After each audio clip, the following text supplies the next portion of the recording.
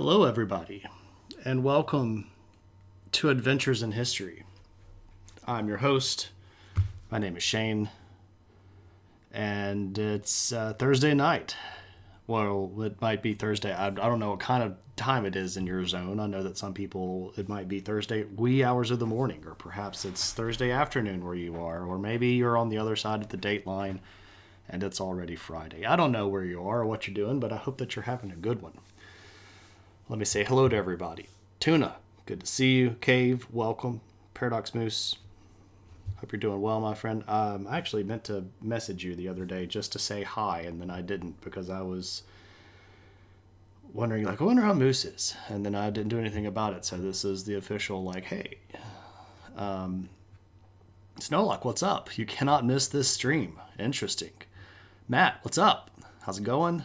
Noger, time, who can say? Yeah. Good morning. Yeah, you're down in the upside down, right?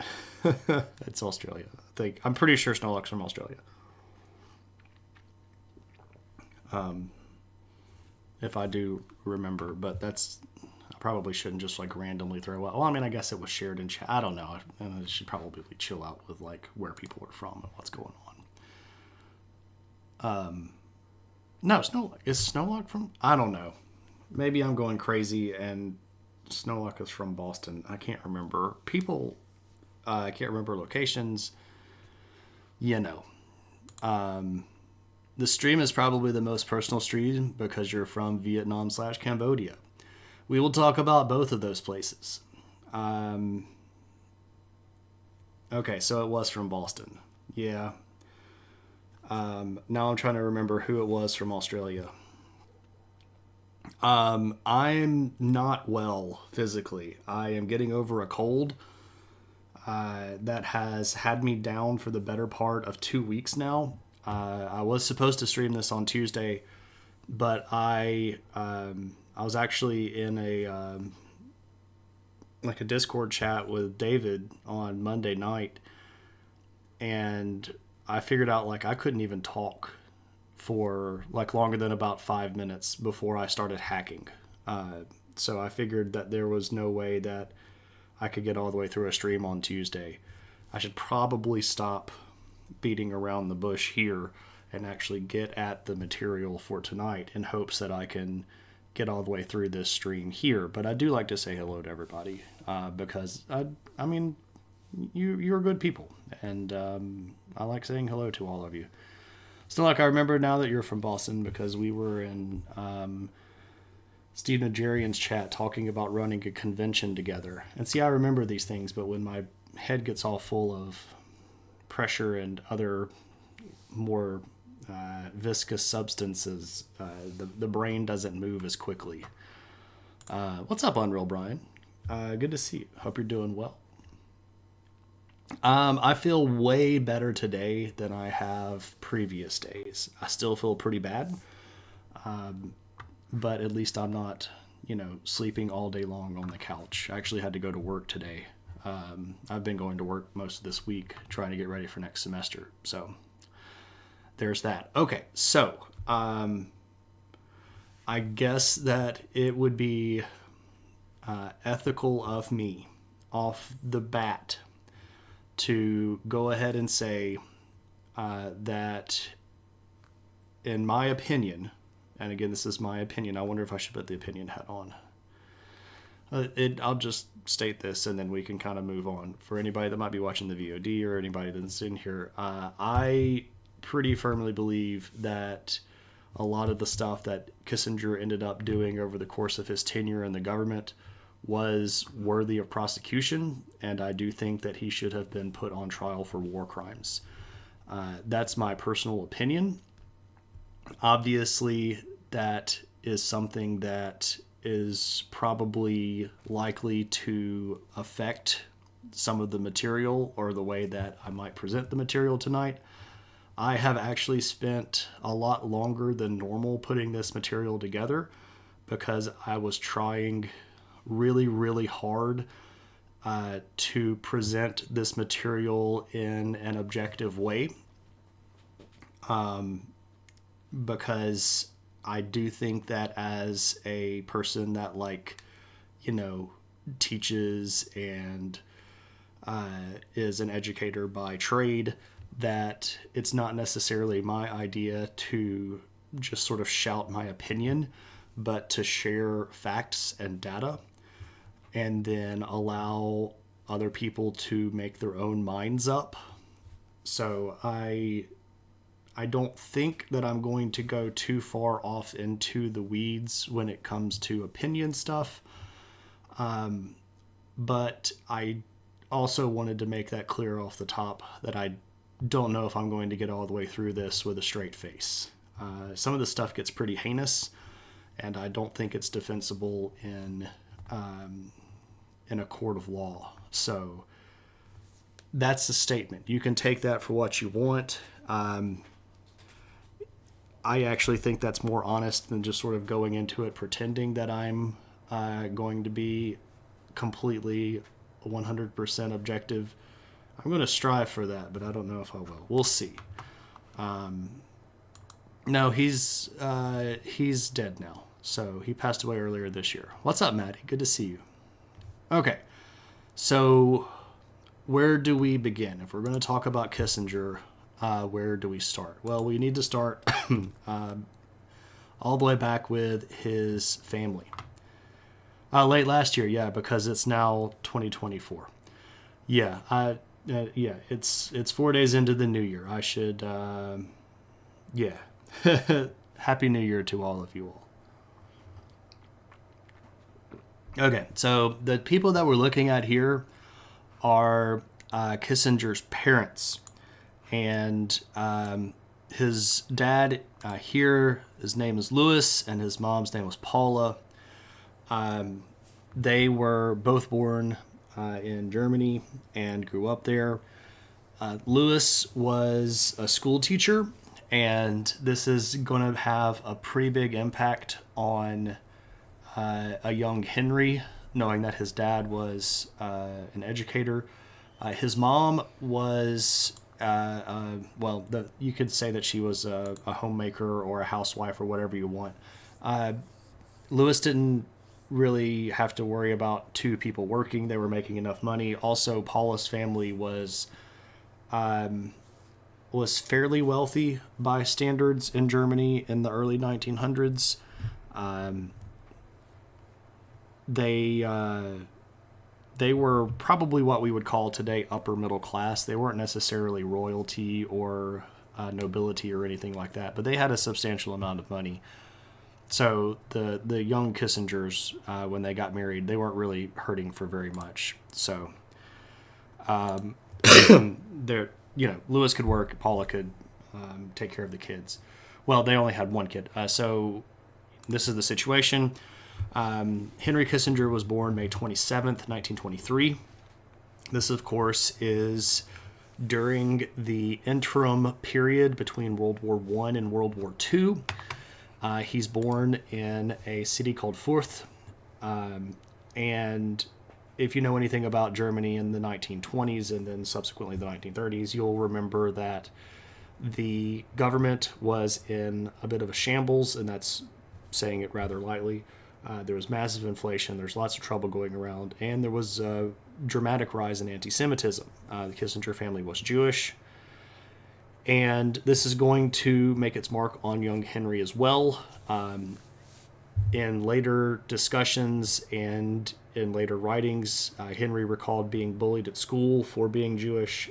He recalled not being allowed to go to certain public events because he was Jewish. He recalled the rise of Nazism and the shift in public discourse.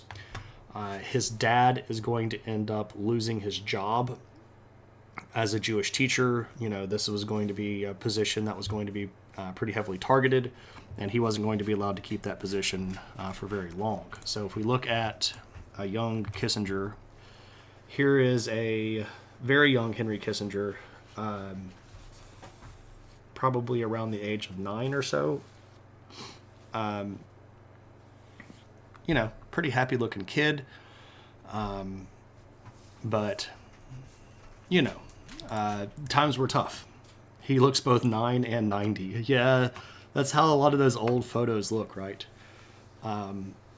So by the time that they get to the late 30s, so this is just sort of on the eve of World War II, Paula was really working very hard to convince Lewis that they needed to move. And Paula had family that lived in the United States, specifically lived around New York City, and that offered them an opportunity to move into a safety net position, and especially after Lewis lost his job, that was going to be a pretty important opportunity to take there. So the whole family is going to move. By this point, Henry had a little brother. You can see them together here. This is Henry at the year 11, or so he's 11, and his younger brother Walter. The family is going to move about 4 years after this. Henry was 15 in 1938 when they moved to the United States, and he was going to get into some pretty good schools right off the bat. He went to George Washington High School in Manhattan. He was a bright kid, very well read for someone his age, showed a lot of aptitude academically speaking, and already showed signs of having a really, really good memory. And impressed his teachers, got some fairly good recommendations, and went off to City College of New York. And while he was getting ready to go to college, he decided that one of the things that he wanted to do was work with numbers. He liked math, and so he initially planned on getting a degree in accounting. Now, that's not going to actually end up working all of the way out. By the time that he was getting into college and starting college, World War II had started, and he is going to end up getting drafted into the military. And we can see here, this is Henry in the Army. This would have been fairly close to 1943 is when he got drafted. Pardon me. And the thought initially was that he could be in officer training school, but his academic acumen got a pretty fast recognition. But another thing that really managed to forward his career quite substantially was that he could speak German. And one of the things that Army intelligence especially really, really needed during World War II was people that could speak German, that could work on things like deciphering commands and codes and stuff like that. Also, that could communicate with prisoners of war or people on the battlefield. And this is going to end up getting him attached to an Army infantry battalion, but as an intelligence specialist. But he is actually going to see some combat. He's in the Battle of the Bulge on frontline combat duty, so he ends up seeing a lot of the war itself. And after the Battle of the Bulge, he's going to be in one of the American Army units that liberates the concentration camp at Achlem. And that's going to have just a really, really huge impact on him, being Jewish himself.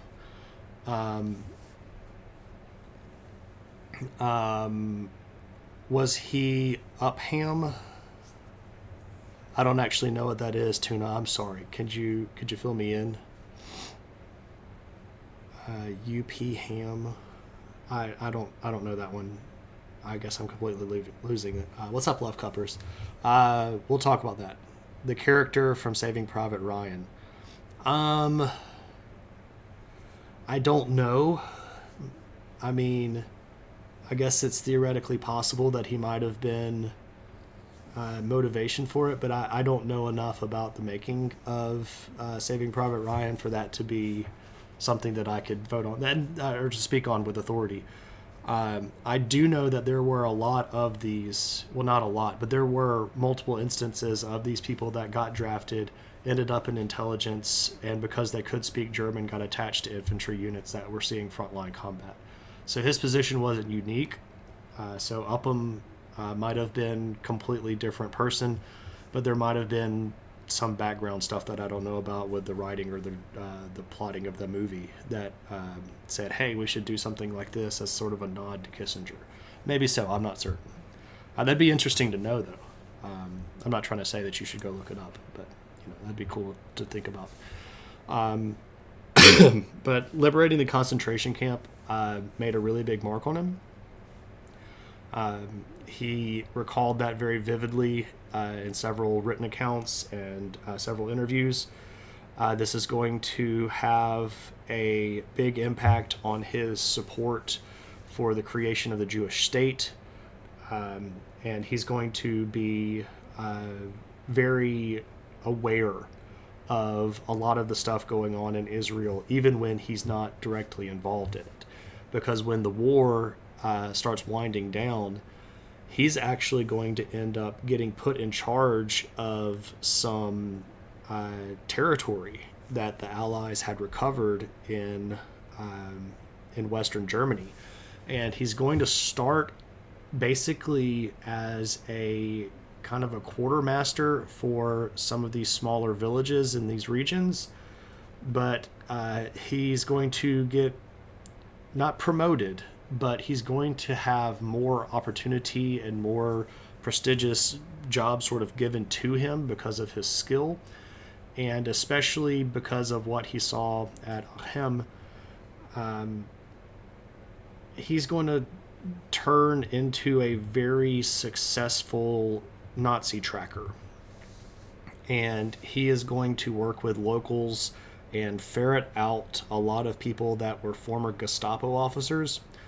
And this is going to earn him the Bronze Star for his work, for the capture and later conviction of a lot of people that were tried for war crimes and subsequently hanged. His success in these positions, even though he's not getting promoted, is going to show a lot of aptitude for teaching, and especially a lot of aptitude for, again, this sort of prodigious memory.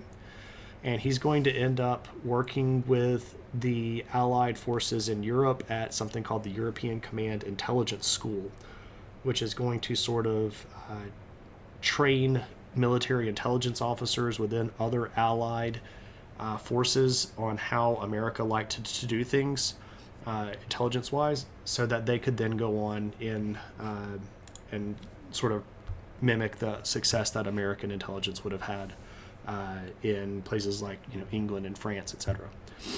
When he musters out of the army, he is going to end up going back to the States, and he's going to get a job. Well, I'm sorry. First, he's going to end up going to Harvard. So he doesn't go back to City College of New York. He ends up re-enrolling in college, but goes to Harvard.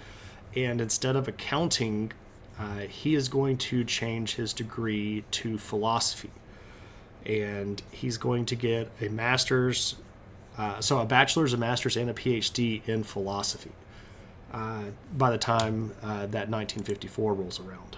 So here's a picture of him in the 1950 yearbook at Harvard. You don't see Hollywood putting out a Kissinger-based character as heroic. That's a fair point as well, Maddie. I'm not familiar enough with the creation of the movie to speak authoritatively. What's up, Noger? Oh, are you upset that he got degrees in philosophy? His PhD made a lot of waves. So he was doing philosophy, but specifically he was doing a lot of like social philosophy and government philosophy. But this might actually save it. He was a pretty big fan of Kant, and I think it was his bachelor's thesis wrote about Kant. But his dissertation was about like global political philosophy, and got a lot of heads turning his direction, and ended up getting picked up and published. So he was pretty big, even sort of out the gate. Now, he's going to end up rolling right into a teaching position at Harvard. He's going to teach government and government policy. And in the process of having these positions, he's going to start branching out. And he ended up consulting for a lot of different countries. A lot of different companies, including companies that were doing consulting research for the country. So, for example, he worked for Rand Corporation quite a bit. This is a big sort of it's a private entity think tank that gets a lot of government contracts for consultation about politics and socio-political situations. But he actually did also work with government-run groups, specifically the Operations Research Office. This is the ORO, which is a government office that very frequently hired, and I guess still technically they exist, still hires civilians to do a lot of consultation for policy and things like that. So this is going to be kind of how he gets his foot in the door when it comes to politics. So he's going to know people that are in positions that are going to put him in the rooms with, more powerful people. He's going to start meeting a lot of movers and shakers, especially within the Republican Party. And by the time we get to the 60s, he's going to meet this guy. So this is Nelson Rockefeller. Rockefeller ran multiple times unsuccessfully for the Republican nomination for president. But Rockefeller, of course, you can look at his last name, obviously. But Kissinger was working as Rockefeller's national security and foreign policy advisor. And especially in the 68 race where Rockefeller was running against Nixon, Nixon is going to meet Kissinger for the first time. And initially, Kissinger didn't really like Nixon very much. He thought he was Kissinger thought that Nixon was a bit of a cowboy, a little bit of a sort of loose gun kind of guy, which I think history probably proved accurate. And initially, Kissinger didn't want anything to do with Nixon. But Rockefeller failed to take the nomination again. And at that point, if you're trying to get into politics and you're trying to build like upward momentum, you don't want to continuously be attached to the person that's losing. So he reaches out to Nixon, who immediately gobbles him up and says, yes, come work for my campaign. And then, of course, Nixon ends up winning the presidency and becomes president of the United States of America. There's old Tricky Dick himself. Say what you want about Nixon, but he did give us Amtrak and the EPA. Both of those are accurate. Now, initially, Kissinger was going to be in the position of national security advisor, and he takes over this role in 1969 when Nixon assumes the presidency. And it's not very long before some big stuff starts happening. Give me just a second. I apologize.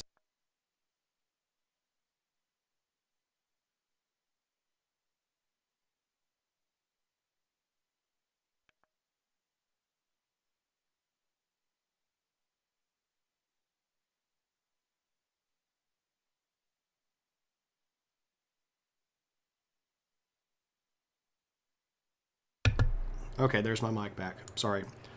I was wondering when the coughing was going to hit, and it just hit. Okay. Amazing the things that Nixon was to the left or yeah, exactly. Yeah. So, come work for the syndicate. I mean my campaign, exactly. Okay. So, the presidency you get sworn in. It's January.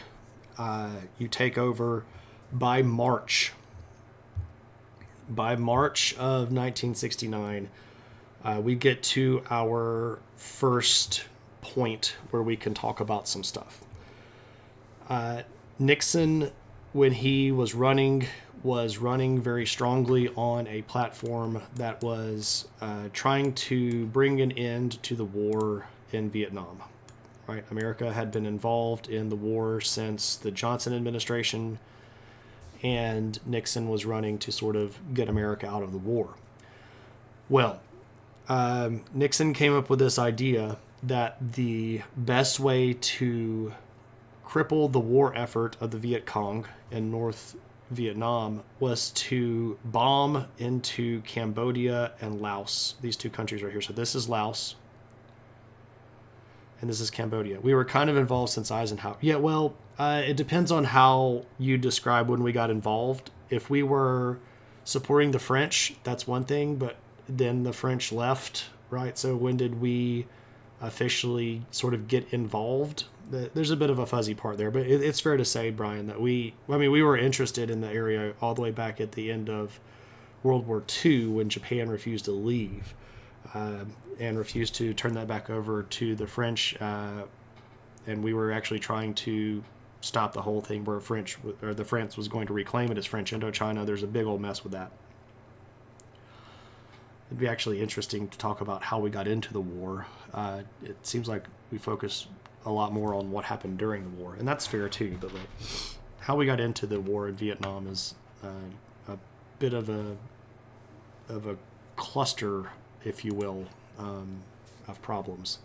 Anyway, so Nixon wants to move ahead with this plan called Operation Menu.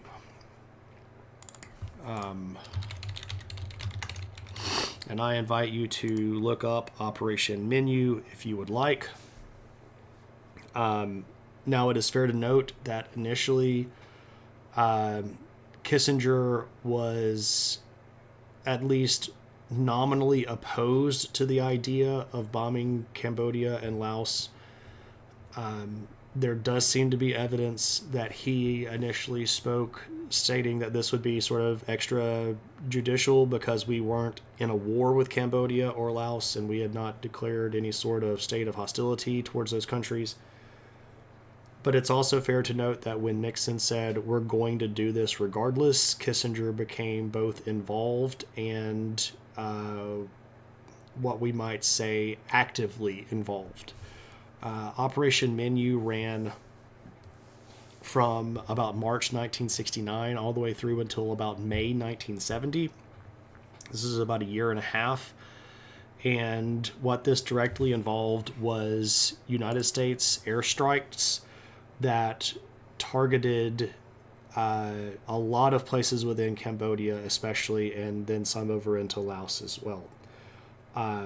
This was outside of the theater of war. This was actually kept very quiet. Kissinger specifically did a large amount of work on the sort of back end to make sure that nobody found out about this. He was involved in choosing targets, and he was also involved in keeping it quiet. And they were keeping this quiet from everybody. One of the groups that Kissinger was hiding this from was the United States Congress.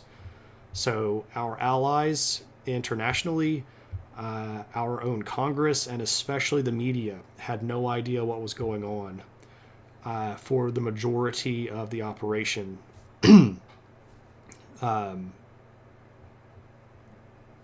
Obviously, this is like red flag stuff, right? Covering things up is how you know it was totally above board. It's fair to point out that that was a big, messy situation, right? Now, it does end up leaking to the media. And when it leaks, Kissinger kind of hit the fan and went to the FBI and demanded that the FBI find out who did it and then managed to convince the FBI to do a fairly large amount of illegal and warrantless surveillance on members of the administration, including people that were in Kissinger's own office, to try to figure out who the leak was. They also tried to shut all of this up to the press and threatened the press with various degrees of retaliation if the press ran any stories about Operation Menu. But it did obviously get out, and this is something that we can read a lot about today. Now, not too long after that, we have a group of documents that get leaked as well that are called the Pentagon Papers. Now, this is in 1971.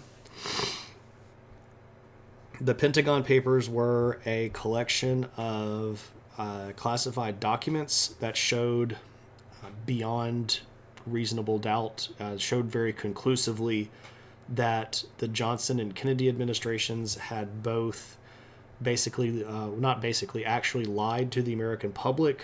This is especially damning towards the Johnson administration with the Gulf of Tonkin incident, which proved to be largely fabricated and staged, or at least incited by the government of the United States in order to get America more involved in the war. This initially starts getting leaked out very slowly, document by document, and as soon as the first one hits, Kissinger is on the phone with the media, literally threatening people directly to keep them from publishing this stuff. Now, there is a bit of a there's a bit of a question that we can ask here. Why was Kissinger trying to keep this quiet? And there are different schools of thought. The most obvious school of thought is that as National Security Advisor, he did not want national secrets getting leaked, and he wanted to protect the administration, and that's a fair statement to make. On the other side, a lot of the people that were named directly in the cover-up of a lot of these illegal activities that had been conducted by the government were colleagues of Kissinger at previous engagements, especially with some of his consultation groups. And there is a case to be made that one of the reasons he did not want the Pentagon Papers being released is that a lot of his associates would be painted in bad light, and then because of his association with those people, he would be painted in a bad light. That's an angle that people can look at as well. And again, I encourage you to look all this stuff up on your own, and you can make up your own mind. Let's see. The guy just died. Daniel Ellsberg. Oh, really? I didn't know that. There's a fantastic movie made about him starring James Spader. Really? I don't think I've ever seen that one, or I'm not sure that I even know what the movie is. What's the name of it, Maddie? Or the title of it, rather. What's up, Denhouse? I've forgotten how to pronounce your name, my friend. I apologize. This is the only purely historical stream on Twitch, as far as I know. That's just the only one that I know as well that actually is sort of dedicated to doing history. Now, there are a lot of other people that like history that also stream. That are people that, might play games and talk about history, or they might... I know that there are a few people that do a lot of reaction video kind of stuff where they'll play stuff and then watch it with the group and then talk about it. So there are other people out there that do historical content, but as far as I know, and I'm not like super duper well versed with everybody streaming, but as far as I know, I'm the only person that actually... Oh, it's called literally the Pentagon Papers. Interesting. I'm gonna have to look that up. Oh, wow, it's got Paul Giamatti in it, too. And Alan Arkin? Wow, there's a lot of people in here. Interesting. Oh, that's cool. When was this released? 2003. Oh, okay. Yeah, I must have missed that. Melissa in Denial is specifically an Egyptologist. I don't know if she's, and this isn't like me doing a negative. I just don't know personally. I've been in her stream several times. I don't know if she's actually done archaeology before. I know that she's done a lot of research in things involving archaeology. I don't know if she would classify herself as an archaeologist. But I know that she does Egyptology, and she's done a lot of work with ancient Egypt stuff. And she plays games a lot and talks about Egypt quite a bit. It was kind of a smaller movie, but it came out right in the gut of the Bush administration leading up to the Iraqi War. Yeah. See, I thought her degree was in Egyptology because I thought that her master's thesis was on pets in ancient Egypt.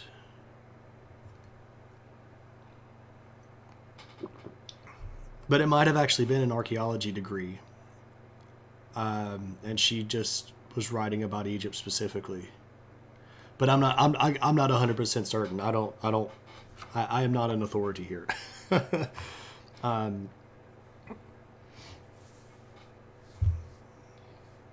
See, Maddie, I thought yours was anthropology, but now I might just be so far off base. Anyway, the Pentagon Papers were a really, really big deal. Kissinger was directly involved in trying to keep those quiet. And another thing that he did was he convinced Nixon specifically to go after the outlets that were publishing them, a lot of the big media outlets. And so Nixon got on board with trying to keep all that stuff hushed up. So that was in 1971. Now, a little bit further down the road,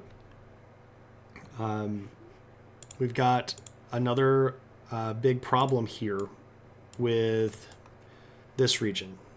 This is Pakistan, India, and Bangladesh. I do not have the flu. I just have I have a really, really bad cold.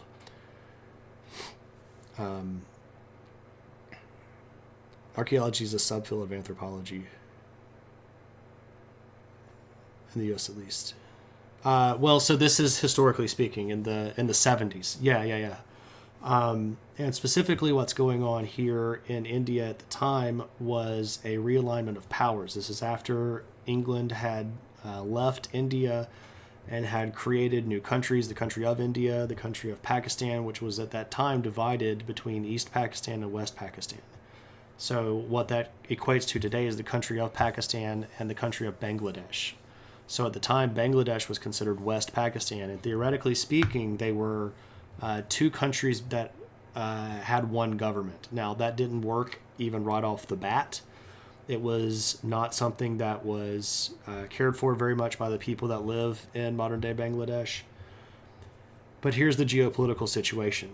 India at the time was being led by people like Indira Gandhi, who Kissinger did not like very much at all and called her some pretty horrible names in the press and even in public. And India was leaning a little bit more socialist at the time. And we all know that at the height of the Cold War, if you're a little bit socialist, that means you're just like one step away from signing up with the USSR. Now, what that meant was America and Kissinger specifically were not inclined to be very pro-India. And what that left them with was being pro-Pakistan. And Kissinger specifically was going to be the architect of supporting the regime inside Pakistan. And I'm here saying Pakistan, referring to modern-day Pakistan. But there was a lot of trouble in the early 70s, especially culminating around 73, with Bangladesh wanting to be independent. This is sometimes referred to as the Bengali War. This is sometimes referred to as the Bangladesh War of Independence or the Pakistani Civil War. But what ends up happening here is that Bangladesh decides that they wanted to be their own country. All right, so here's Bangladesh. But Pakistan did not want to recognize that. And India decided to back Bangladesh's independence. And because of that, Kissinger became very anti India and started being rather anti-Bangladesh.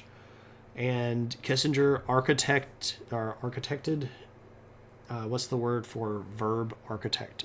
Designed, was the architect of a very big multinational arms sale to Pakistan. And those military weapons and guns and planes and bombs that were sold to Pakistan were immediately turned against the people in Bangladesh. And the war that started was very, very violent, and Kissinger did pretty much whatever he could to keep Nixon from knowing about it. That's just the way that it goes. And the American ambassador in Bangladesh was very frequently trying to contact people in the government, Kissinger, Secretary of State, President directly, and was reporting what was actually happening here. The Pakistani army had moved into the region and was literally committing a genocide. And was targeting specifically people that were ethnically different than them, Bengali.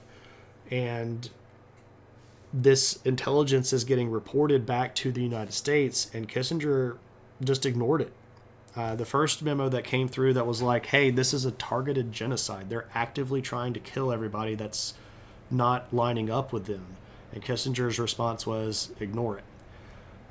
Using the weapons that Kissinger had organized being sent to Pakistan, by the way.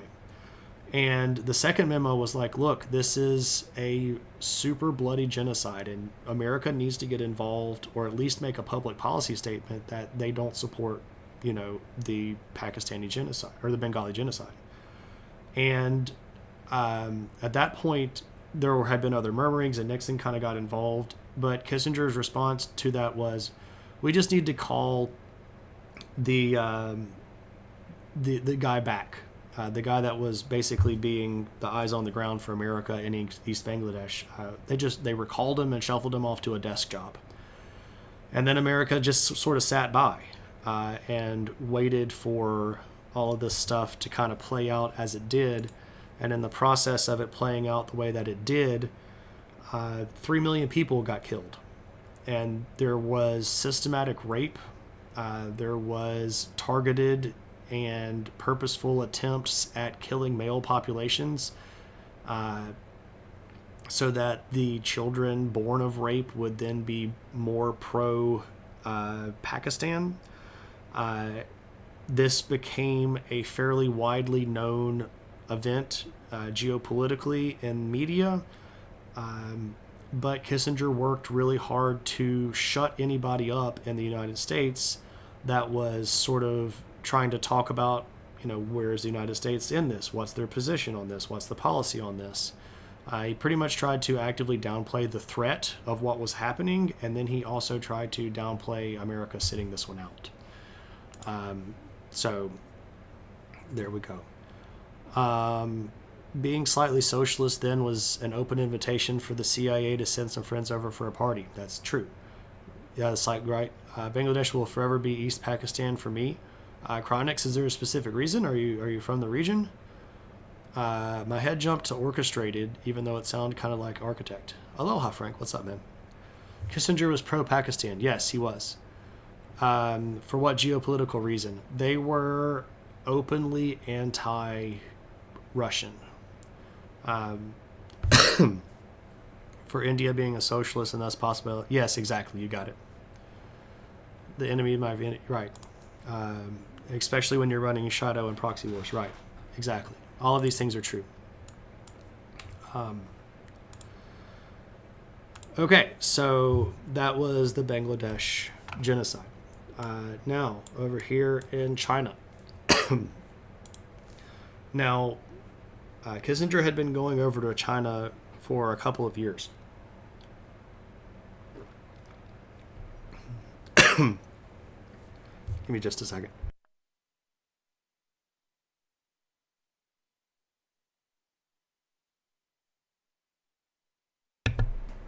Apology there.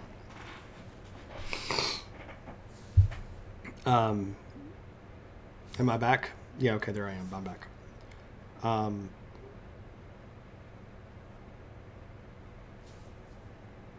anyway, Nixon had been going over to China to meet with officials within the Chinese Communist Party.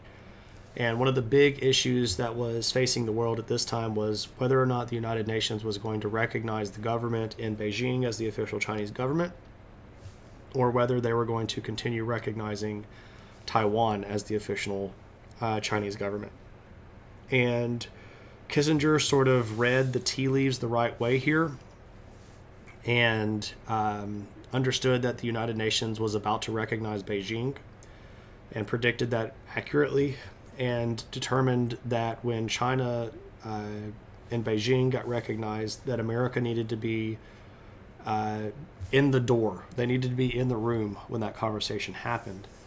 And made several trips to China, talked a lot with high-level officials, and by the time we get to 1972,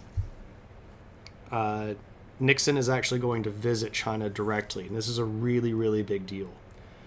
Geopolitically speaking, this is going to end a decade's worth of conflict between the government in Beijing and the United States, but as a way to try to salvage this previous arrangement, this is when we're going to get the development of the two China policy.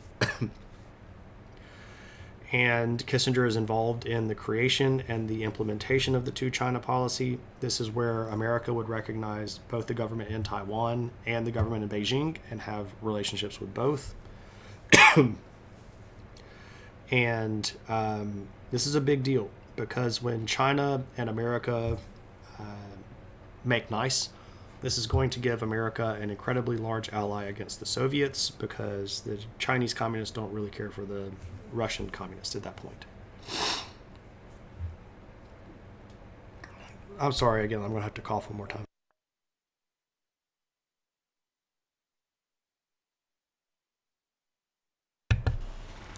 I'm probably going to have to cough a few more times. I might be running out of gas here. Would you say that Kissinger overall served American interest and strengthened American state? I think the answer to that is yes. But I worry about the concept of net gain. And let me explain what I mean when I say that. We have a tendency, especially when it comes to politics, to look at things as net positive or net negative. And if you look at something and you call it a net positive, there is a really frequent and really unfortunate tendency at that point to go, okay, this is going to end up positive, so everything that gets us there is excused. And I think that is horrible, dangerous, and wrong. Net positive can kill people. Net positive can destroy things. Net positive can cause untold amounts of suffering. Net positive can be massively negative along the way and then have one really big positive thing at the end, and then we can call it net positive. And so if you ask me things like, did Kissinger prevent World War III? Yes, he did. Did Kissinger strengthen the American political foreign policy position? Yes, he did. The way that he did it is where we have to start asking whether or not the net positive was worth it. Just because it ended up better doesn't mean it was good. All's well that ends well is a lie. When it causes needless suffering, death, famine, carpet bombing, all of that stuff is just like, it's hard to justify this kind of stuff. And I could say the same thing about a lot of people, right? And I'm not going to get into that because I need to try to stay as much on topic as I can tonight so that I can save as much of my voice for the material.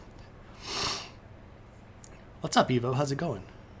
I do have a pretty bad cold. You're not American, but it seems that Kissinger contributed to the coming of the unipolar movement.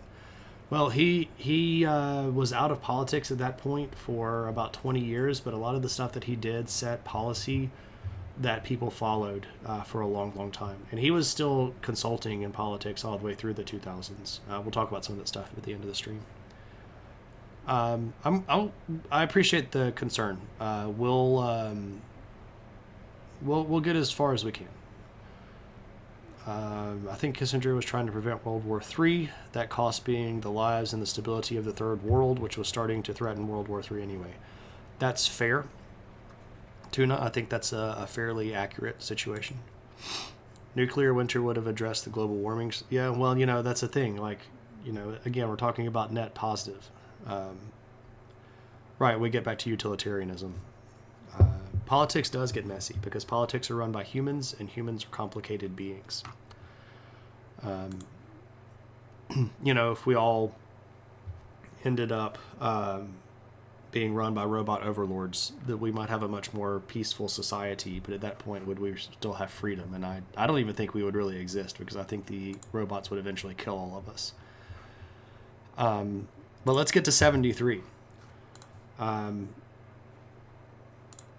Here, by the way, is a picture of Nixon and Kissinger in the White House. I felt like I was going to talk a lot in this sort of like middle ground and not really have a lot of pictures to show. So boom, here we go. It's around this time in 73 that Nixon is actually going to appoint Kissinger Secretary of State. Right. So now, another thing that happens in 73, the existing government in Vietnam was, according to Kissinger, by Kissinger's estate, or by Kissinger's esteem, the government inside of Vietnam was not going to survive, and specifically the South Vietnamese government was not going to be rather resilient enough to kind of hold on. And he was very upset with the leadership of the South Vietnamese government. And so he's going to start having talks with people that are outside of the government, but in positions like in the military. And basically, he's going to start trying to negotiate a way for America to pull troops out of Vietnam. And this was going to be one of his sort of centerpieces of foreign policy, because he does work sort of outside the boundaries to get America out of Vietnam. And for this, he wins the Nobel Peace Prize in 1973. Now, it's fair to note that during the deliberation of the Nobel judges, when Kissinger looked like he was going to win, several of the judges literally got up and walked out of the room in protest for this, but he does end up winning the Peace Prize. He's going to share it with one of the leaders of the South Vietnamese government, and it's also fair to state that in 1975, when Hanoi fell to the communist forces, Kissinger actually tried to return the Peace Prize. And it's also fair to note that Kissinger never took any of the money from winning the Nobel Peace Prize. He donated all the money to military families who had suffered casualties during the Vietnamese War, or the war in Vietnam, whatever you want to call it. So you can think about that what you want to.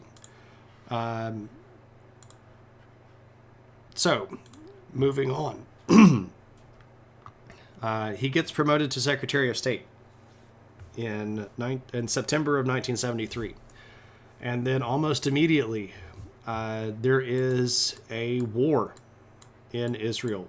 And specifically, this is the Yom Kippur War. Now, Kissinger had previously been very involved in the dealings with Egypt and Russia. The government of Egypt was being run by this guy named Anwar al-Sadat, who was leaning pro-Russia. Egypt at that point did not recognize Israel as a legitimate nation. And we won't go all the way into the Yom Kippur War. That's something to cover in another stream, like maybe another History of Israel stream. I can't remember exactly. I can't remember if we covered this one or not in the last History of Israel stream. I don't remember where History of Israel stopped. Anyway. But Kissinger was directly involved in a lot of the planning, a lot of the American policy position for Israel. What's up, Retheus? And he had been fairly instrumental in convincing the government of Israel not to launch preemptive attacks. Now, this is something that was a big concession inside of Israel. Israel, of course, was being threatened by the Arab League states, as well as internal problems with, terrorist activity, etc. And Egypt had begun to build up a really, really big military force along the border between Israel and Egypt. And Israel wanted to launch a preliminary strike, a preemptive strike against Egypt. And Kissinger had been instrumental in talking Golda Meir, who was the prime minister of Israel at that time. He was Jewish, yes. Talking Golda Meir out of doing that, and then the Israeli intelligence forces goofed up and missed the fact that Egypt was about to attack. And in situations like this, timing is critical. And Kissinger found out about the war a substantial number of hours before he ever talked to Nixon about it, and tried to do a lot of sort of like personal backroom kind of dealing to see if he could handle some stuff. And it ends up with Kissinger having to go to Israel. He stopped in Russia all along the way. He ended up kind of strong-arming the Israeli government into accepting ceasefires when they really didn't want to. But he was involved in ending the Yom Kippur War, which ran for, I think, 18 days as an American position. Now, he did manage to get quite a bit of support, military and otherwise, to Israel during the time. But with the ceasefire agreement between Egypt and Israel clear, and when America sent a lot of arms to Israel, this is going to set off a larger chain reaction with the Saudis. The Saudis, of course, did not support the existence of Israel and put an embargo on all oil going to the United States. So Kissinger has to get involved there. He ends up having to go talk to the Saudis, and the deal there is, okay, we will sell you guns too, as long as you open the oil back up. And this starts a rather long stream of unfortunate deals where the way that the United States handles Saudi Arabia is, we'll sell you guns if you keep the oil flowing. And we still do this today, by the way. It's really friggin' annoying.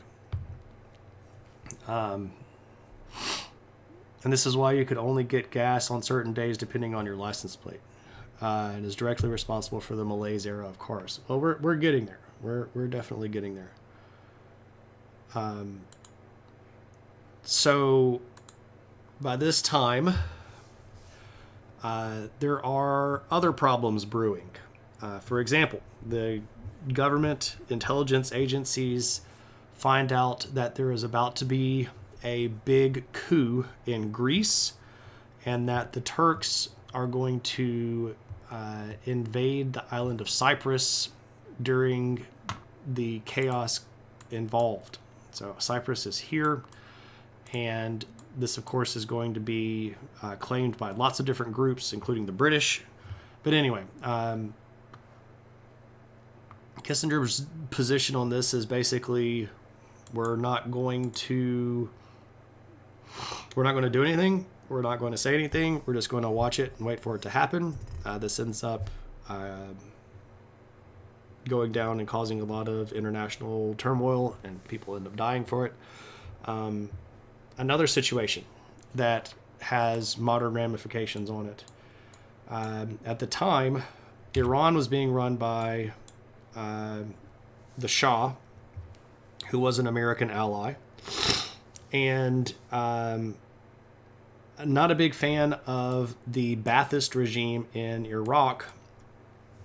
And one of the things that Kissinger is going to be involved in is creating an arrangement, basically, where the Peshmerga, who were a group of Kurdish people in northern Iraq, were going to be able to get funding and supplies from America through Iran. So America was going to trade with Iran, and then Iran was going to get this into the Kurds, and then the Kurds were going to try to disrupt the Ba'athist government in Iraq. And what ends up happening is the Kurdish groups start causing a lot of trouble, and when they need the resupply, Kissinger doesn't follow through with the resupply because it turned out that the plan was not widely supported, and this is going to end up hanging out a bunch of Kurds that end up getting killed pretty violently by Iraqi forces after being promised support. So, the petrodollar makes the world go around? Yeah, right. Kissinger sounds like a problem. I'm trying my best to leave that to you all to decide. Kissinger was directly involved in the Turkish invaders of Cyprus. He was. Knew it was going to happen. Was sort of involved in the discussions about what was going to go on, and then stood by on the sidelines and didn't tell anybody about it, and America just kind of watched it happen. How does Kissinger compare to Basil? I mean, if we're talking about decisions that led to a lot of people dying fairly directly, but I mean, where have I heard about Kurds being left out in the wind and America failed to? Yeah, that's again, it's a thing where a lot of the stuff that Kissinger does continues to be the policy even after he's gone. Yeah, Kurds do definitely get the end of the crappy end of the deal quite a bit. Anyway, what else? There's the situation in Argentina. So this is in 1973, down here in Argentina. Kissinger, as Secretary of State, did not care for Salvador Allende, who was running for president of Argentina. He being Kissinger, had convinced Nixon to take a public stance against Allende, and the American government had spent a lot of money campaigning directly against Allende, and then Allende got elected anyway.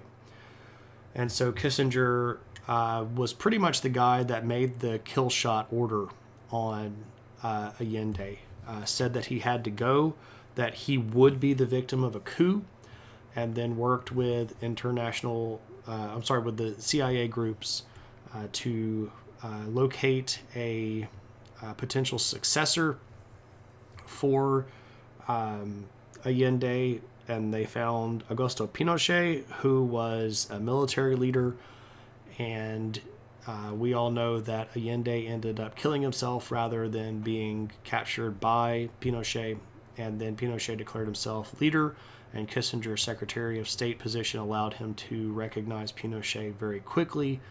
And then the relationship between Kissinger and Pinochet was going to continue to be one that was very supportive for Pinochet. Specifically, a few years later, this is after Nixon had resigned and Ford takes over, this is in 76, there were still a lot of dissidents in Argentina that were previous supporters of Allende or just people that generally didn't like Pinochet. And Pinochet contacted Kissinger through diplomatic channels, and they had a discussion. And basically, Pinochet said, I want to go kill all of these dissidents. And Kissinger was like, look, you do your thing, and we've got your back. So this is tacit approval of targeted killing. This is going to end up killing thousands and thousands of people in Argentina that were political dissidents.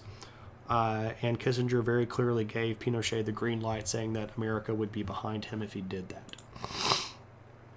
So, how can you compare a Roman emperor to a modern diplomat? I mean, the same way that you can compare any two people together. Back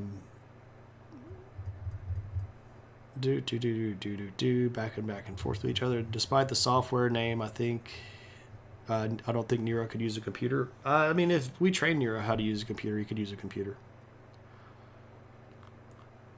I mean, they weren't... people have always been just as capable of being intelligent. It would just be a cultural shock moment. But then, if Nero was capable of effectively running a country as big as Rome, he would be able to learn how to use a computer. Having met many a diplomat, many of them can't either, so you don't know. You always like Basil, and you've made it like a meme on the channel. Yeah, pretty much. It's okay. And it was all okay because it was South America, and we don't talk about that America. Yeah, I mean, that's a fair statement to make. The United States of America's general opinion on South America is it's like the other America, right? I mean, effective government, he made it last. It worked. He wasn't as good as other people, but, it didn't immediately collapse. I guess it had the momentum behind it, though. So, anyway, not too long after the coup, we have Nixon resigning because of the whole Watergate thing. And this is going to bring a new president to the table. This is Gerald Ford. Get some tea here. South America is the other Mexico. Oh, man, that's horrible. And I don't want to admit how accurate that is in many people's opinions. Like, most Americans know where Mexico is, but then past Mexico, they probably don't know very much geography past that. Like, if you ask, hey, what countries border Mexico, I don't think they could probably tell you anything other than the United States. Anyway, so here's Gerald Ford, and Ford is going to keep Kissinger on, and this is partially because of the chaos that happened at the end of Nixon's term, where basically everybody got fired, because they weren't going to cover up the mess. So keeping Kissinger on was an easy decision to make. Ford and Kissinger were not as good of friends as Kissinger and Nixon were, though. Ford's going to be a little bit more skeptical of him, but that doesn't mean that Kissinger isn't going to still be very powerful and active as a Secretary of State. What's the next big issue? Well, the next big issue is Indonesia. Well, if I could move my map here. So this is the island of Timor, And this country here used to be referred to as East Timor, but now it's Timor-Leste, which is in their own native language. At a period of time, this used to be part of the larger country Indonesia, which is, all of this material, a lot of these islands. And, at the time, East Timor was trying to gain independence from Indonesia. Well, that was not something that Kissinger wanted to happen. And the guy running Indonesia at that time was a guy named Suharto. And Suharto reaches out to Kissinger and says, "Look, we need guns and material. So what are we going to do?" And Kissinger orchestrated the sale of thousands of guns and millions of rounds of ammunition to be sent to Indonesia. Indonesia promptly received those guns and moved down to East Timor and started a war that was going to end with 200,000 people dying. There are horrible stories that came out of this war. Again, targeted systematic rape, targeted killings of males, specifically ethnic cleansing kind of activity going on here. And these were done literally with United States weapons. About 90% of the material that Indonesia used in the war against East Timor were supplied by the United States and under the green light of Kissinger himself. Most Americans don't know where New Mexico is. I don't know if it's most. I would say many. Also, hey, a junk collector. And hey, a moose. Good to see you. You got to meet President Ford a couple of times. That's cool. Basil was worthy of Aurelian and Justinian and Augustus, restorer of the Roman state when times were Romans fighting bad. Basil II was a pretty powerful king. That's a big list to put him in, though. Aurelian and Justinian and Augustine. Yeah, I mean, it's a big list. Constantine probably would be in there, maybe Diocletian. Mexico borders the United States. What's up, Kyle? Good to see you, my friend. Hey. You didn't meet Ford. You were in high school.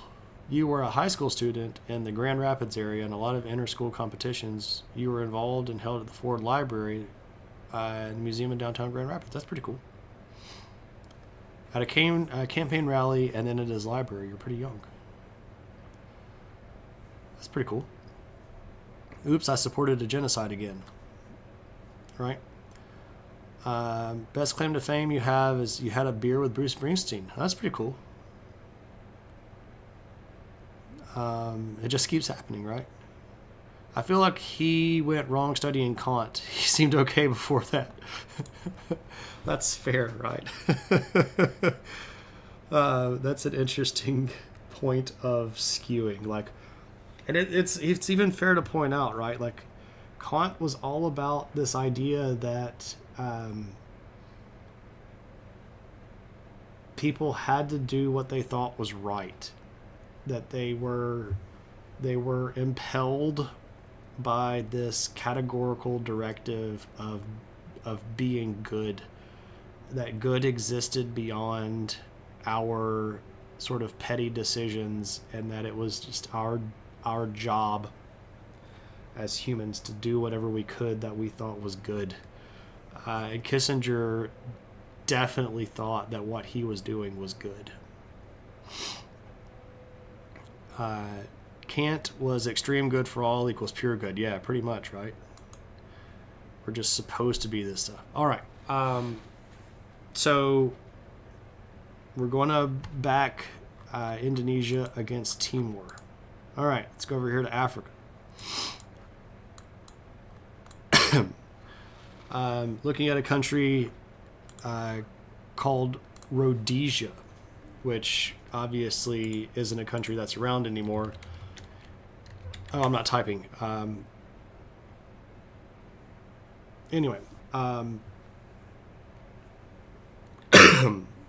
Rhodesia only existed from 1965 to 1979. It doesn't exist anymore. but it represents a lot of these countries here in the middle.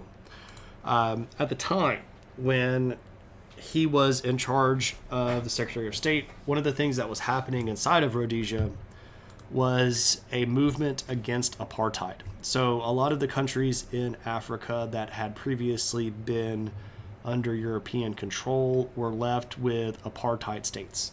This is where a very small fraction of white European heritage ancestors, or people that had European heritage or ancestry, were running countries that were overwhelmingly Native African.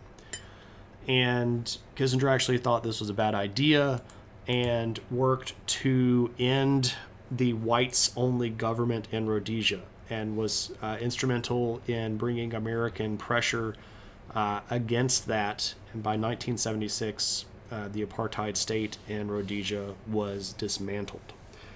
So he was directly involved with that. Now, obviously, Ford does not end up back in the presidency. So what do we do when you're out of the government? Well, Kissinger decided that he wanted to go back to teaching. He had enjoyed teaching, and with his experience, he's going to be able to get what he thought were some pretty big job offers, right?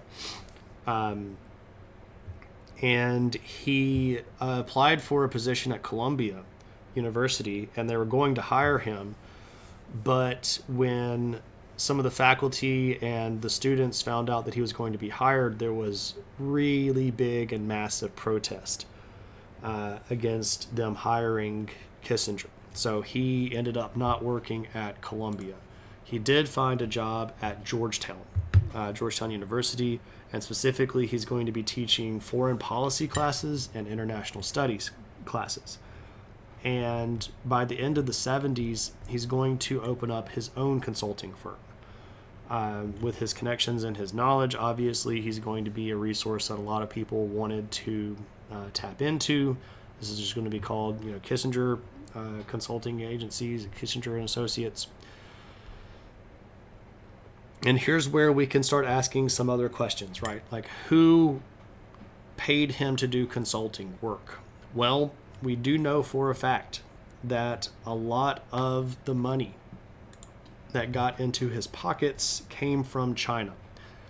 And a lot of the positions that Kissinger took during the late 70s and early 80s was very pro-China. Specifically, after the Tiananmen Square massacre, Kissinger at this point wasn't in the government. He was just acting as a teacher and an external consultant. Said that it was within the rights of the government of Beijing to use the military to put down the protest of students at Tiananmen Square, which is a pretty interesting position to take. He continued to be very vocal about a lot of American policy issues during the 90s when America got involved in the Balkans. He was very much against America recognizing Bosnia and Herzegovina. He questioned a lot of legitimacy when it came to Croat and Bosnian ethnic heritage.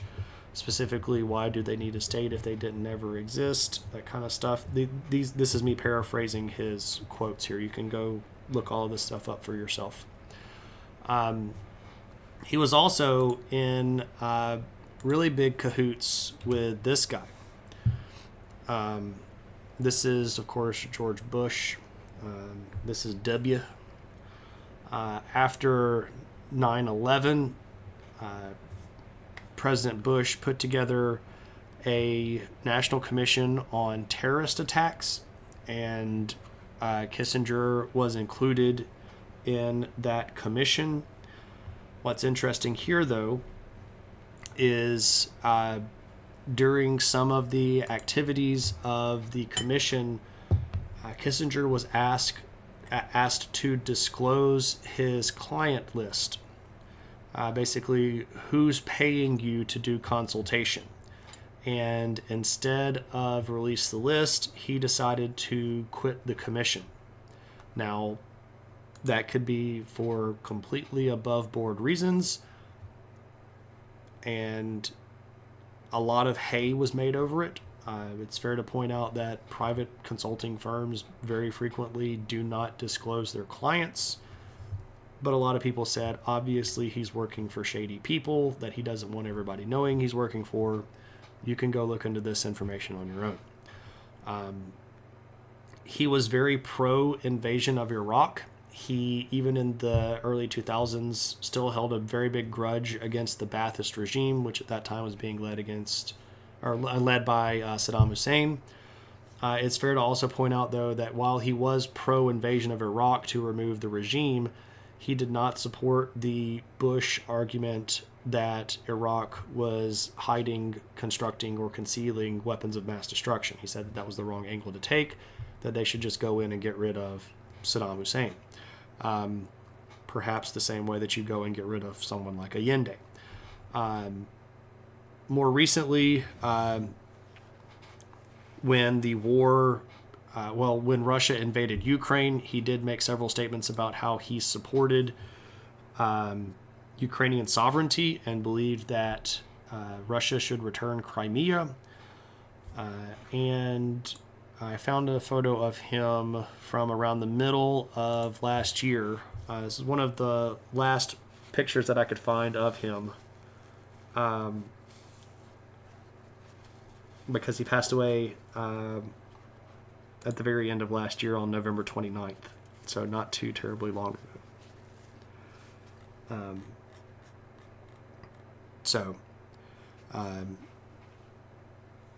He was just over 100 years old. So, that is Henry Kissinger. And I tried to be down the middle on that. I tried to talk about it as it was.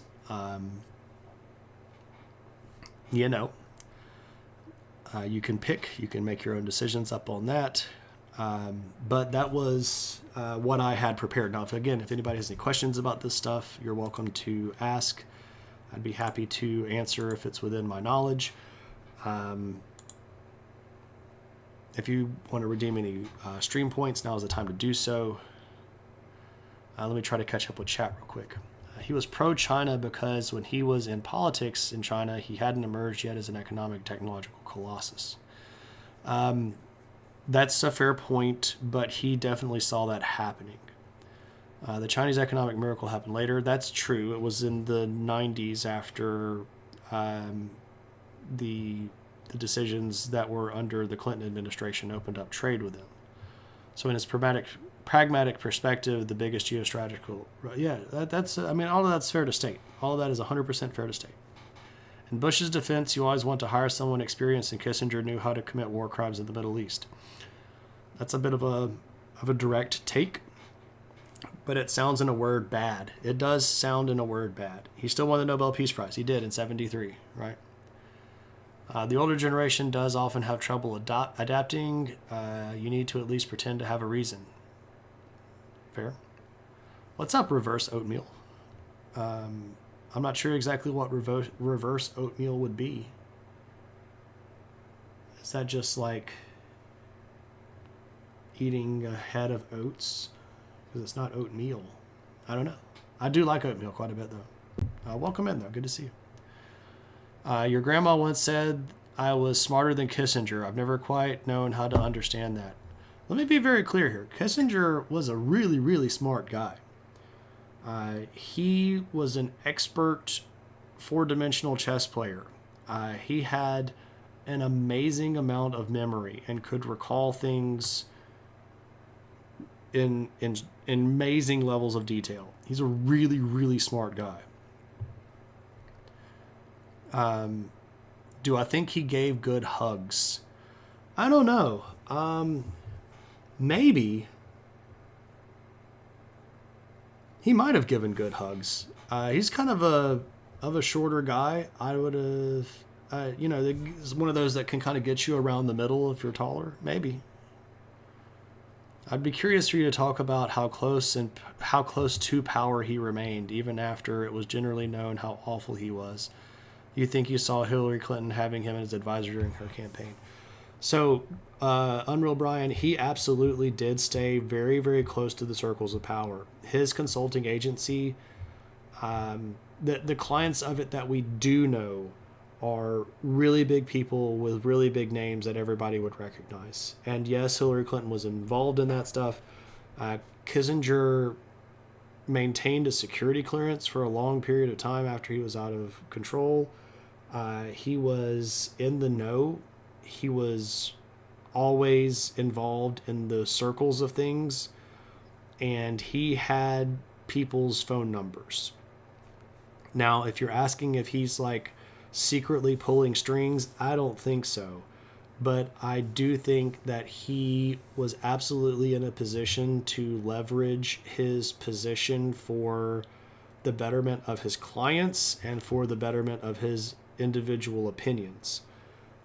If he had wanted to get on the phone with any sitting president, I don't think it would have taken him very long to get on the phone with them. He met Trump a couple of times. He didn't really like Trump very much. He kept hoping that Trump would have some sort of epiphany moment where he realized that he was the leader of the free world and could do more good. But Kissinger ultimately had a fairly negative opinion of Trump, including his foreign policy. So he was never far off.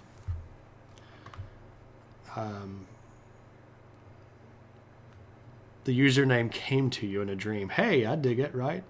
He just used his powers for evil. Well, I don't want to...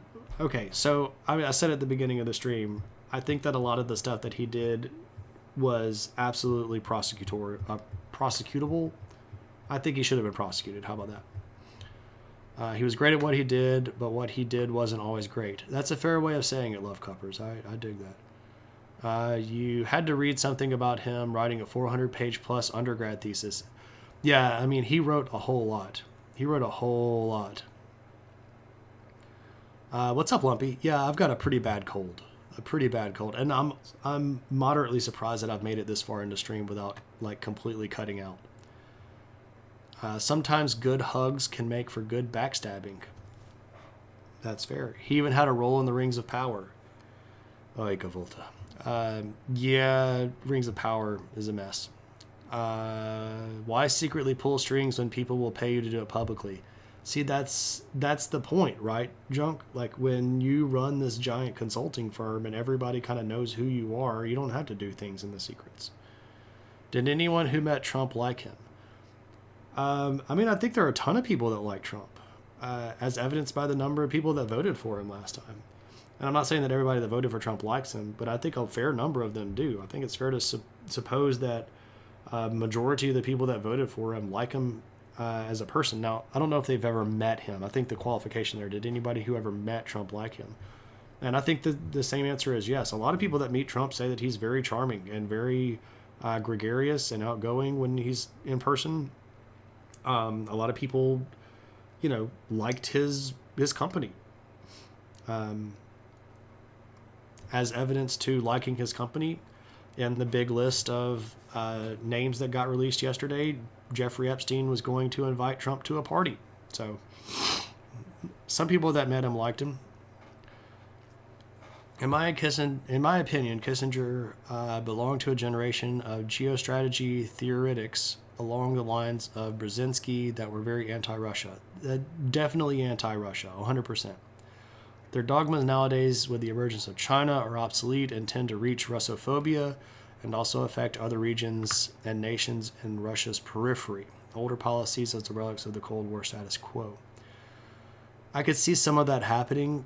And I also think that it's fair to state that a lot of people that were anti-USSR have taken the exact same policies that they used for anti-USSR and just sort of flipped the bad guy. Like, they've erased Russia and written China in the blank, and they're still using a lot of the same policies that they would have used against USSR against China today.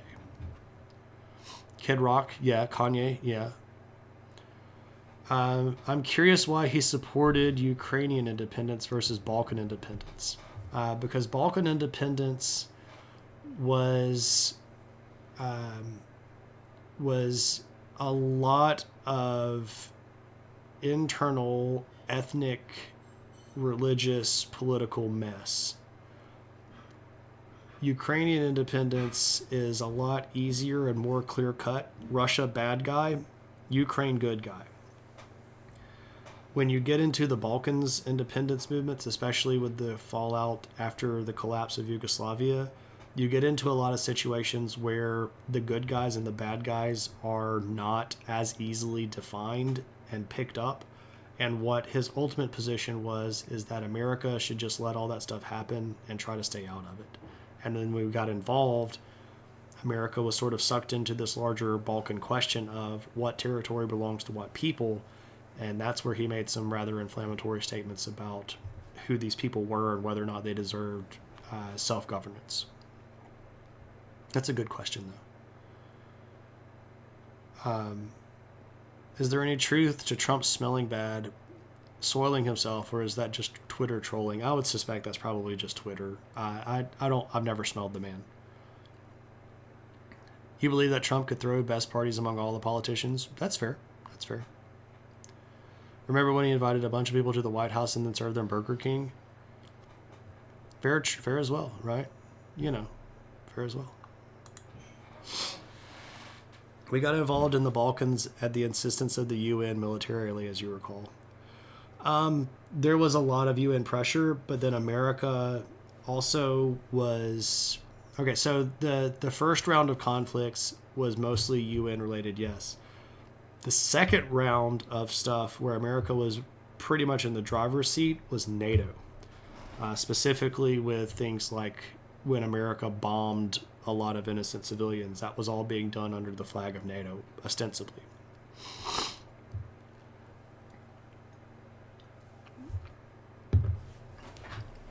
I did a whole stream on that, Moose, if you want to check out the VODs. It's the collapse of Yugoslavia. We went all the way through the whole period of time. This is a really good viewer request stream.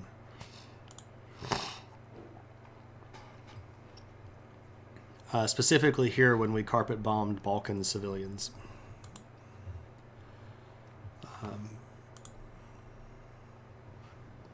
All right. I sound horrible. I don't feel much better. But let me look to see who's on the list. We have a list of people. All right, so these are people that have requested viewer request episodes, and so they are on the list. So I don't think JMR Killer is with us, but JMR, are you with us? And if so, would you like to claim your spot in line? Muffin laughed at that. I don't know exactly what I said. Also, hey Muffin, good to see you. Oh, that I sound horrible and feel worse than that? All right. Arctic exploration history. Well, we've got another person on the list. So Rethius is here. I know I saw Rethius earlier. Rethius, are you still in the chat? And would you like to redeem points for a viewer request stream? Did Rethius skedaddle? JMR, are you with us?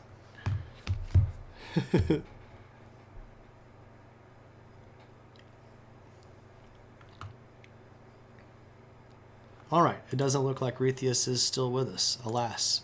I know that he was wanting to have an episode. So let me set up a poll then.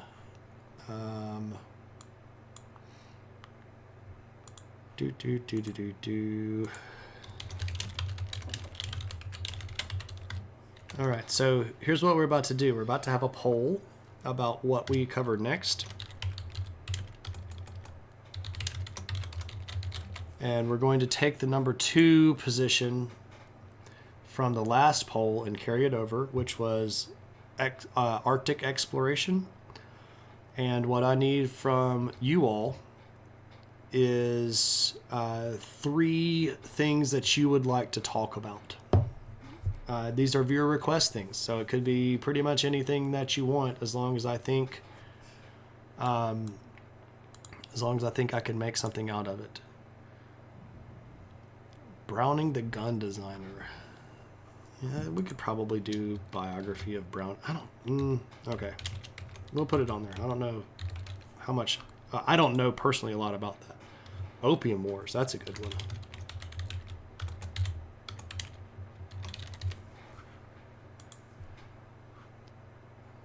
Alexios Caminos.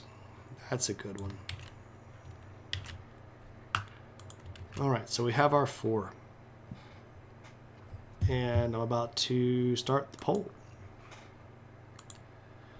So if you look above you in the chat, you can see the poll, and you just click the little down arrow. Everybody gets to vote. There are, according to what Twitch is looking at right now, 25 people in the room.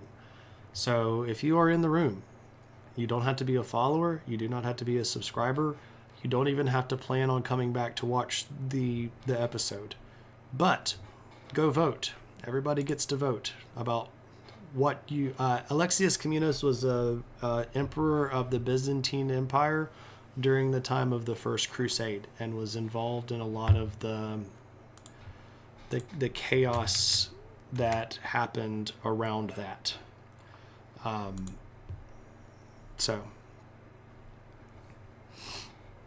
Can we do History of Shane streaming History of Middle Earth? Only when Kyle is on his winter vacation and can't watch. Alas. Did I publish that VOD? I hope I did. Oh no, I didn't.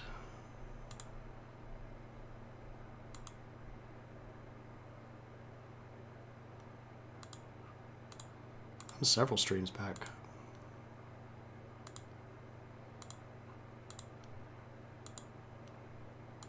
I apologize for not publishing the VODs, ladies and gents.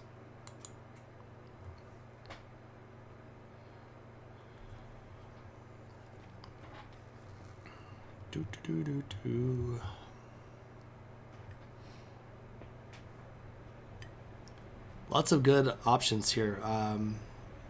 I will say though that I've got a lot of people in the room, and not everybody is voting. So again, everybody gets to vote. Everybody gets to vote.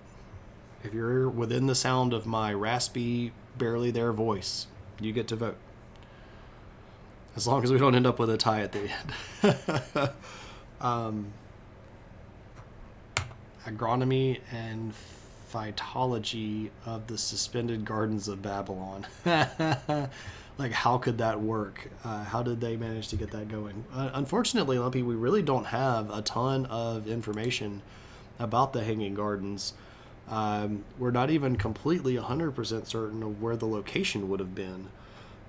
So I don't know if I could make an entire stream of that, just by the lack of actual material to go off of. So,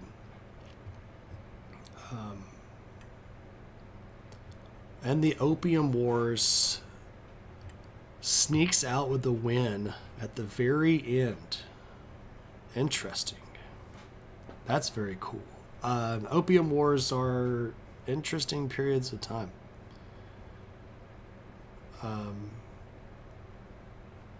How much time do you spend reading to know about everything, by the way? So first off, I don't know everything. I don't know everything. But I do spend a lot of time reading. I really like reading, and I especially really like learning. So it's a lifelong passion. I've been reading for a really, really long time. and I've especially been reading history stuff almost as far back as I can remember. I fell in love with history pretty early on. So now you're going to need to come back. Oh, for sure. We'll be doing that one not next Tuesday, but the following Tuesday. So next week we'll just have a regular history Thursday history stream, and then the following week we'll have a viewer request stream. So this stream was supposed to be on Tuesday, but I was particularly ill, and I don't think I could have made it through on Tuesday. I'm still rather surprised that I made it through right now. An Ancient Wonder stream would be cool. Yeah, that'd be pretty cool. That'd be a good one. We all know everything. We just can't remember it when we need to. That's fair. That's fair. He's lying. He literally helped me on some niche Japanese topic.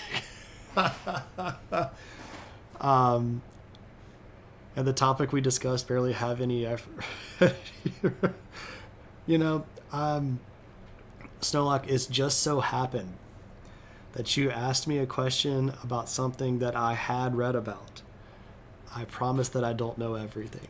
I promise. I will admit when I don't know something, and I don't know a lot of stuff. But I do know that I know a lot. I'm not going to lie or try to be like, oh, I mean, I know a lot of stuff, but I don't know everything. The more that you know, the more you realize that you don't know everything in the first place. But the Opium Wars are going to be good. Mausoleum at Halicarnassus. Halicarnassus is where the mausoleum was. And it was the first one. That's actually a great question, Lumpy. I don't know which one. Well, no, I actually do know which one. Chronologically, the oldest would have been the Great Pyramids. They were probably about 1,000 to 1,200 years older than even the closest one, right? Because those are built in the old kingdom of Egypt. So, Caminos will be in the next poll. We will carry over number 2. But I will say this though, for those of you that might be interested in Caminos, in our regular history streams, we're going to get to Caminos this stream. So not literally the next stream. The next stream is going to be on Muslim dynasties in the Middle East and Northern Africa. But the next stream after that on Thursdays is going to be basically the Balkan region, and we'll talk about Caminos rather extensively in that stream. So that might scratch your itch for a stream, but we will be doing this in a bit of an overview, so we're not going to deep dive into Caminos as an individual and go through his whole life. So maybe it is worth another one. I let viewer requests be as open as I can possibly let them be. Is Shane actually Rasputin who moved to America to throw off his assassins? No, I'm pretty sure Rasputin's dead. I would look a lot weirder with a lot longer hair were I Rasputin. You certainly weren't inspired by today's topic. Well,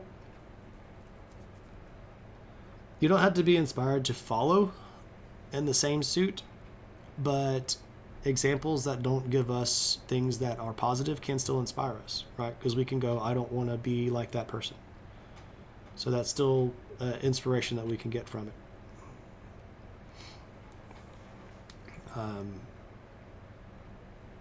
I'll vote for Caminos because I don't know what it is at all. That's fair, right? That's fair.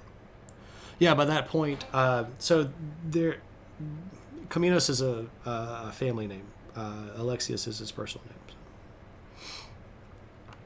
The Opium Wars is a teeny bit of a Kissinger move, where you get people addicted by smuggling in opium from India, and by the time that the government of China finds out about it, their own people are more interested in dealing with Britain than you are, so you have to capitulate and let them into a couple of ports that they then use to ship in more opium, and when you finally tell them to roll it up, they start killing you to take those over, and then you wait about a decade or two, and then France decides that it wants ports, so they start a gigantic war in China that kills millions of people under the auspices of a Chinese guy being Jesus's brother, or maybe Jesus himself. I can't remember exactly what it is.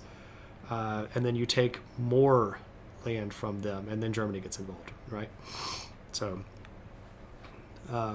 it's also a fun fact that on today's topic, in the Western world, it's known as Vietnam War, but in Vietnam, it's known as the American War. Hey, that's fair. That's a good point to make. Perspective is really important. Historically, sociologically, how we view things is central to what we think is the truth in many, many situations. But I do think that I need to go raid. I'm pretty tired right now. So let's go see where we're going to take our friends.